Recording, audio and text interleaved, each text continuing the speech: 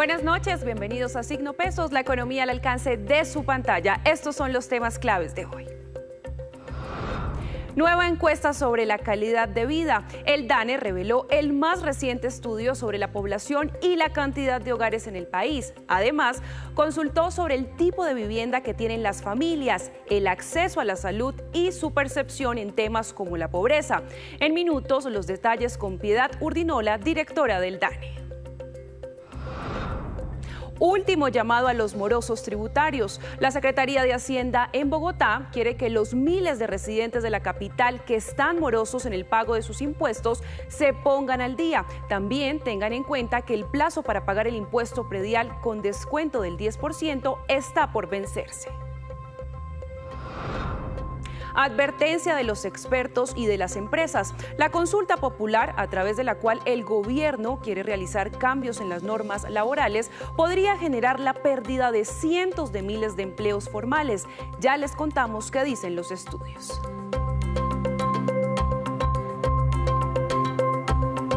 Comenzamos esta emisión de Signo Pesos hablando de la más reciente encuesta de calidad de vida de los colombianos, en la que hay datos importantes sobre los avances y retrocesos en temas como la salud, educación, percepción de la gente sobre pobreza y otros aspectos. Sobre este informe, mi compañera Daliana Garzón habló con la directora del DANE. Este es su reporte. Compañeros y usuarios de Signo Pesos, muy buenas noches. En efecto, me encuentro con la directora del DANE, ella es Piedad Urdinola, quien el día de hoy presentó esos resultados de la encuesta nacional de calidad de vida correspondiente al año 2024. Para esta consultaron a más de 228.000 personas en todo el territorio nacional y vamos a continuación a conocer los resultados. Primero que todo, buenas noches, directora, y bienvenida a Signo Pesos. Muy buenas noches a ti y muy buenas noches a todos los usuarios y usuarias de Signo Pesos. Para ellos tenemos, como tú mencionas, los resultados de la encuesta nacional de hogares más potente del país, es la más potente que tenemos en el DANE. Como bien lo mencionas, esa muestra nos permite hacer unas divisiones por cabeceras, por centros poblados rurales urbanos y por departamentos, por eso es tan rica esta encuesta. Sin duda, directora, pues, ¿qué le parece si entramos en materia? Comencemos hablando, por favor, de cuántas personas hay en todo el territorio nacional de acuerdo con estos resultados. Bien, ya con los resultados de 2024 encontramos que en el total nacional alcanzamos 52.845.000 personas. De ellas, el grueso vimos en las cabeceras, que es lo que asociamos con los centros urbanos, 40.467.000, y ya mucho menos en los centros poblados y rurales dispersos, 12.378.000 personas. Como ya vemos, hay una casi estabilización sobre ese crecimiento poblacional, ya la población ya no crece tan rápido como lo veíamos hace 2 o 3 décadas. Directora, hablemos por favor de la composición de los hogares en nuestro país, que también es uno de los elementos que se destaca dentro de la encuesta, y además porque estamos observando que ya son menos los miembros de familia a lo largo de los últimos años y no como antes era tradición, que eran familias muy numerosas. Ahora el comportamiento ha cambiado. Ha cambiado, la transición demográfica nos ha llevado a esto, la que da la fecundidad de los 70s, y pues nosotros podemos verlo aquí en esta gráfica rápidamente. Para este 2024 encontramos que el promedio de personas por hogar alcanza 2,86 en el país. Por primera vez también en los centros poblados y rurales dispersos ya está por debajo del 3, 2,99 es el promedio, y en las cabeceras 2,82, y todas estas diferencias son estadísticamente significativas cuando las revisamos frente al 2023. Entonces aquí claramente estamos viendo ya esa caída en el número promedio de personas. Frente a lo que tú me preguntas de la composición de los hogares, y esta herramienta también está disponible desde nuestra página web para que todos puedan jugar con esta información, vamos viendo una caída en los hogares biparentales. Biparentales son los tradicionales, o padre, madre y unos hijos que pueden o no estar presentes en el hogar, desde 56,7 a 51,6% que ya estamos reportando en este año 2024. ¿Y cómo se está compensando? Pues se está compensando con un aumento en los hogares monoparentales, solo un padre o una madre, con hijos, que pasa de 22% a 24,3%, o unipersonales, de una sola persona viviendo en la casa, pasa de 17% en 2019 a 19,8% en 2024.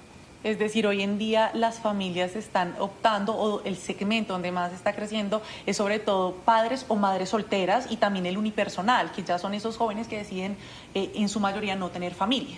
Así es, que son personas que viven solas, no solamente son jóvenes, también vemos adultos mayores que ya están viendo cada vez también más solos, estamos alcanzando más edades, pero ya también la capacidad de poder sostenernos solos de manera independiente, entonces lo estamos viendo en varios grupos poblacionales.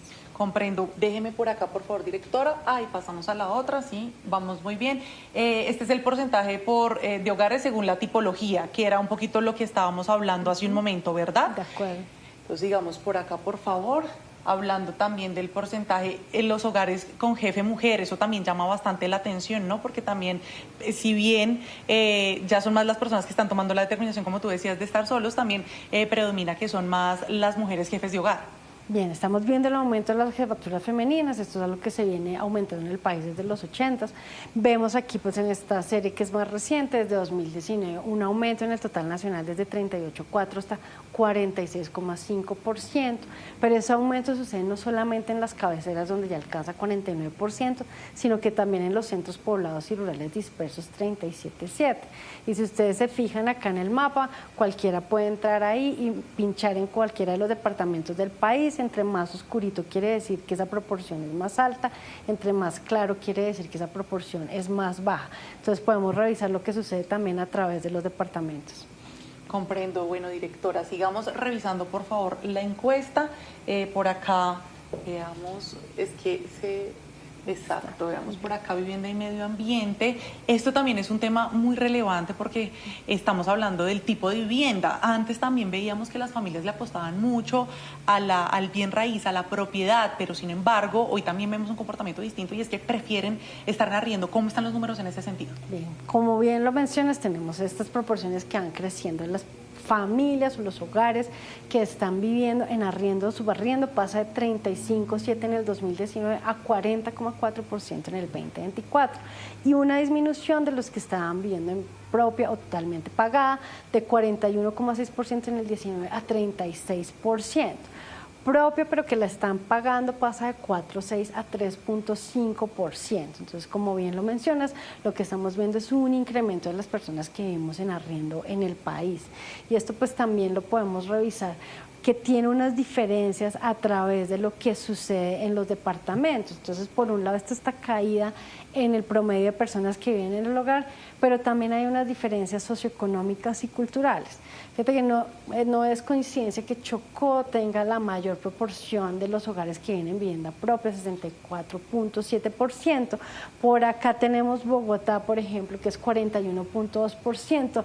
Ellos dos pues tienen unos extremos en la forma en que se manejan los mercados laborales y el mercado inmobiliario, pero también tenemos en el otro extremo donde tenemos las menores proporciones en La Guajira, Vaupés, Bichada y Guainía, donde tenemos una alta participación de población étnica. Entonces son diferencias culturales, diferencias socioeconómicas y diferencias de mercados inmobiliarios los que explican todos estos comportamientos. Directora, en este punto también observábamos en las gráficas que también hay un porcentaje de personas que viven en los lugares donde de pronto les permiten un espacio, les dan una habitación, que es por ocupación, no porque paguen puntualmente, digamos, por un espacio, sino porque están con permiso del propietario sin pago alguno. Son usufructuarios, que es exactamente esa definición, esa está alrededor del 14%, 14% en el 19, 14% en el 2024, pero también tenemos posesión sin título. Los ocupantes, de hecho, pasan de 2,2% a 3,8% entre el 19 y el 24, y finalmente quienes también viven en propiedades colectivas de 1,8% a 2,3%. Hemos visto también que, por ejemplo, en la pandemia la percepción de pobreza de los ciudadanos era mayor a la que hoy tenemos. Eso no quiere decir que hoy el dato sea inferior. Sin embargo, acá podemos observar que ha bajado de un 74,1 ya a un 65,4 al 2024. Sí, bien, lo que nosotros estamos viendo, esta es una pobreza subjetiva. Se le pregunta a las personas si se consideran pobres o no, y estas son las respuestas que nos dan. Es una visión completamente subjetiva que también es muy importante de tener. Tenemos la medida que es objetiva, que es nuestro IPM que presentamos hace 2 días, y la pobreza monetaria. Esas son medidas objetivas de pobreza. Estas son completamente de percepción. Como tú lo mencionas, tuvimos un incremento después de la pandemia en esa percepción de los hogares colombianos, en los centros poblados y rurales dispersos es más alto y viene cayendo desde hace 2 años, 65,4 ya se ubica en este momento. Para las cabeceras pasó algo muy parecido, con unos niveles más bajos, ya nos ubicamos en 33.2%, y esto nos lleva a que el total nacional haya una condición subjetiva o una percepción de la pobreza en el 40.4% de los hogares. Como bien lo mencionas, todavía está por encima de los niveles antes de la pandemia, pero esto varía también a través de los departamentos y usualmente coincide con las mediciones de pobreza objetiva. Perfecto, directora, pues muchísimas gracias por acompañarnos esta noche en Signo Pesos con algunos de los resultados más importantes de esta encuesta nacional de calidad para el año 2024 de todos los usuarios, más de 228.000 personas que se tuvieron en cuenta justamente para conocer hoy estos resultados. Muy amable. No, muchísimas gracias a ustedes y un saludo a todos los usuarios de Signo Pesos. Bueno, de esta manera nos despedimos desde el DANE. Muchísimas gracias. Sigan ustedes con más en Signo Pesos. Muchísimas gracias a ustedes y así hacemos una breve pausa, pero cuando regresemos espere el dato de la edad promedio de los colombianos en la actualidad y las proyecciones para el 2069. Gracias por continuar con nosotros en Signo Pesos, y a esta hora llega mi compañero Víctor Grosso con otras noticias clave de hoy, y esta noche nos habla del sector aéreo. Luisa, buenas noches para los televidentes. Recordemos que el año pasado cerramos con cifras históricas en cuanto a transporte aéreo de pasajeros. Se movilizaron por las principales o por todos los aeropuertos del país más de 56 millones de viajeros, con un crecimiento de 2 dígitos, es decir, de más del 10%. Y sobre esa base histórica, para este 2025 siguen creciendo las cifras, y es el último reporte que nos entrega la Aeronáutica Civil y que yo voy a destacar a continuación. Más colombianos viajando en avión. Entre enero y marzo se movilizaron por las terminales aéreas cerca de, la cifra exacta es de 13.803.000 viajeros. Eso quiere decir que 470.000 personas más viajaron en avión frente al primer trimestre del año pasado. Porcentualmente este es el crecimiento, 3,5%. Miremos, se desacelera el crecimiento, pero de todas formas hay aumentos, hay incrementos frente al año pasado. Y desagregando la información, en vuelos internacionales, solo en el primer trimestre se movilizaron cerca de 6 millones de viajeros, crecimiento de 7,4%. Los vuelos aquí dentro de Colombia, o los viajeros dentro de Colombia, la cifra fue la siguiente: cerca de 7.900.000. El crecimiento es más pequeño, pero hay aumento, 0,8%. Ese es el último balance. Sigue creciendo la demanda por transporte aéreo, y en parte por eso pues hay muchos proyectos para ampliar las infraestructuras, para ampliar los aeropuertos de nuestro país, para seguir atendiendo esta demanda. Ya muchos aeropuertos están quedando muy pequeños. Entre otras, hay un proyecto muy grande para ampliar las capacidades del aeropuerto El Dorado de Bogotá. Bueno, Víctor, muchas gracias por este panorama y esperamos que esas proyecciones positivas continúen en el resto del año. Muchas gracias. Y en otras noticias, esta es una buena noticia para los bogotanos que tengan mora en el pago de sus impuestos, porque la Secretaría de Hacienda redujo la cuota inicial para suscribir acuerdos de pago y realizan además una feria para que todos los interesados acudan y normalicen su situación tributaria. Tome nota y aproveche, porque el distrito tiene un nuevo beneficio para que los bogotanos se pongan al día con el pago de impuestos, como el ICA, predial y vehicular. Esta ganga aplica para morosos que tienen deudas con el distrito superiores a 1.555.200 pesos. Para ellos, la cuota inicial para suscribir acuerdos de pago se redujo del 30% al 10%. Si anteriormente yo tenía 2 millones, sumaban el total de mis deudas, el 30% eran 600.000 pesos, ahora son 200.000 que pueden abonar, y con eso hacemos un acuerdo de pago y podemos disminuir esa deuda en ese valor, con ese valor, y poder diferirla hasta 12 meses, que les quede mayor facilidad para que puedan pagarnos. Otro dato que usted debe tener en cuenta es que hasta mañana está vigente el descuento del 10% para el pago del impuesto predial en la capital. Si no lo logran pagar el viernes, que es último día, si es presencial, o en nuestra página web hasta las 11:59 de la noche, ya van a tener que pagar la totalidad, y ese plazo va a ser el 11 de julio. Si superan el plazo del 11 de julio, pues ya empiezan a correr intereses y sanciones. Y para despejar cualquier duda o recibir orientación para el pago de sus impuestos, la Secretaría de Hacienda dispuso una gran feria en el Movistar Arena, que irá hasta este viernes 25 de abril, desde las 7 de la mañana hasta las 4 de la tarde. La meta que tiene Bogotá de recaudo para este año es de 16,2 billones de pesos. En otras noticias, la consulta popular propuesta por el gobierno sigue dando de qué hablar. Para Fedesarrollo, los elementos esenciales de la consulta son los mismos de la reforma laboral hundida en 2 oportunidades y advierte que eso llevaría a la destrucción de miles de empleos. También están preocupados los empresarios. La consulta popular orientada a salvar la reforma laboral hundida en el legislativo, contrario a lo que se espera, impactaría el empleo formal, principalmente porque conserva las bases del proyecto que ya se hundió en el Congreso y porque elevaría los costos para los microestablecimientos, según lo advierte el director de Fedesarrollo, Luis Fernando Mejía. Una pérdida de cerca de 450.000 empleos formales, es decir, destrucción de empleo formal. Y por otro lado, una afectación muy importante, especialmente para los microestablecimientos, que además son los grandes generadores de empleo en el país. En especial para un microestablecimiento comercial pequeño, con apenas 2 trabajadores y un administrador, estimamos que las preguntas de la consulta popular podría aumentar el costo mensual de la nómina en 10%. Y es que cabe recordar que cerca del 90% del empleo hoy en día en Colombia se genera por los pequeños negocios. De acuerdo con ACOPI, la consulta popular es inviable.